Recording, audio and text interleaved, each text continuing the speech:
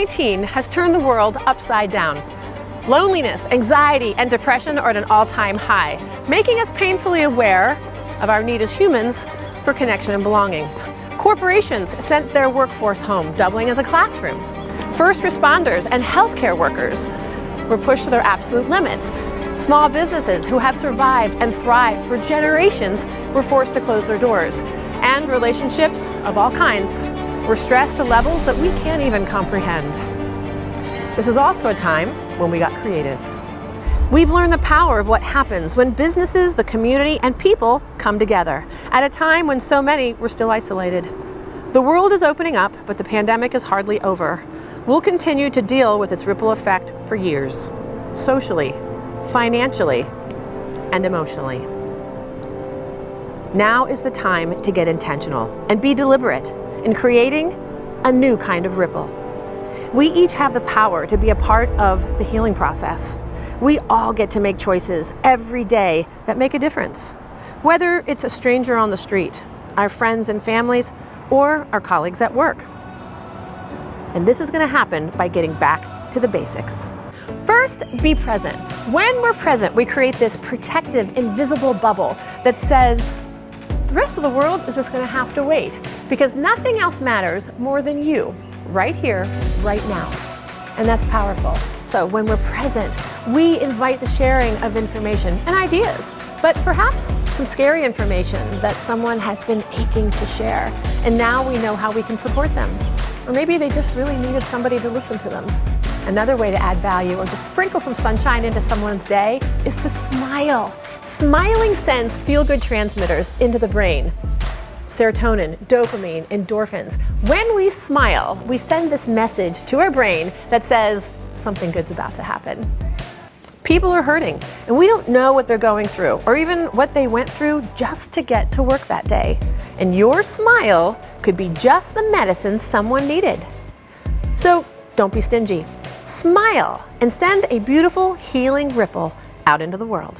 Another way to make a difference is to be curious. Ask questions. We connect through stories and shared experiences. That builds trust, understanding, and ultimately connected relationships. So the next time at work, if you're in the elevator or waiting for a meeting to start, ask, how's that project going? How's your daughter doing? How was the weekend? And rather than just accepting, great, and getting the dreaded small talk that we all don't like, ask the second question. That's where the gold is, and that's where the magic happens. That's the story behind their answer. Be curious. It shows that you care. So now you get access to meaningful details of that experience and their life, and possibly learning things you have in common that you never expected, creating a conversation and potentially a friendship that you never expected. And this is what life is all about, connecting. It's how we're wired, and as humans, it's how we thrive. But the opposite of connected is disconnected.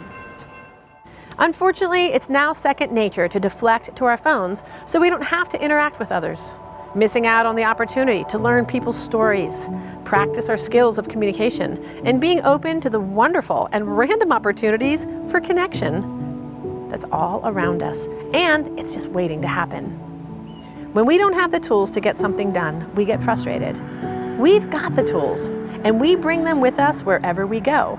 We're just forgetting how to use them, creating anxiety.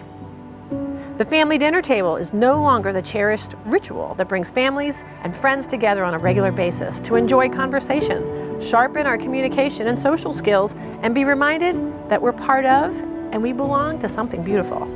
A family, a community, a tribe of friends. So everything that we just talked about, none of it can happen if we don't have trust. When we lose our trust, we lose our voice. And when we lose our voice, we become protective over our ideas and our thoughts and our emotions, which makes it impossible to be present because our brain is screaming the conversations that we wish we could have, but we can't because we don't trust that we can. However, when we show people that we care, people get it. And when we really do care, there is no such thing as small talk. We're curious and we ask the follow-up questions where people open up to us and they share their stories. When we care, we're kind and we look for the good in one another and we build each other up. and people don't feel judged, which creates a safe space, a place where we belong, and can be more productive and creative. And now we're able to take bigger risks, ask bigger questions, perhaps even have those tough conversations that we really do need to be having. Because it's the tough conversations that show that we care, and we have hope in better, which ultimately strengthens our relationships. Could it really be as simple as being present with one another, smiling at each other, coming to the table, and showing people that we really do care? I think it's a really great place to start. What do you think?